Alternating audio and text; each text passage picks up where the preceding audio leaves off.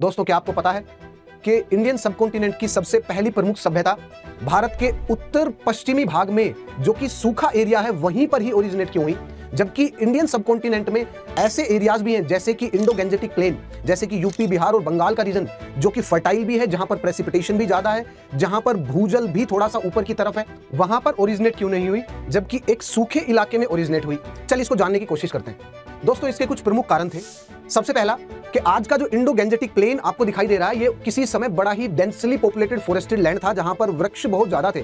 उन वृक्ष को काटने के लिए आपको कुल्हाड़ी की जरूरत पड़ेगी, लोहे की कुल्हाड़ी की, और उस टाइम पर तांबा वाज द मेन मेटल और आयरन उस टाइम पर था ही नहीं। दूसरा कारण, भारत का नॉर्थ वेस्टर्न पार्ट, जहां पर सिंधु घाटी सभ्यता ओरिजिनेट हुई, this is having less precipitation, पर यहां पर पानी की कमी नहीं है, क्योंकि this region it is drained by the Indus and its tributary, and Indus it is a perennial river, और जिसका सोर्स हिमालयन रीजन है।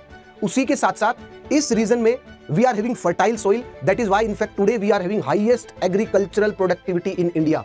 तीसरा कारण, सिंधु घाटी सभ्यता के लोग हाईएस्ट वाटर यूज एफिशिएंसी के मेथड्स को जानते थे। They know the exact method of the water harvesting and how to utilize the water efficiently, they know all these methods. चौथा कारण, this northwestern part of India, this was very close to the Mesopotamian civilization and the Egyptian civilization, और trade via land route और सी root ये easy हो पाया क्योंकि इसी location से कनेक्टिविटी वाज वेरी गुड। अगर यहां पर लोकेशन नहीं होती और इंडो गैंजेटिक प्लेन में इस सिविलाइजेशन की लोकेशन होती, तब डिस्टेंस बढ़ जाता और हो सकता है कि ट्रेड में ये चीज बाधा क्रिएट करता।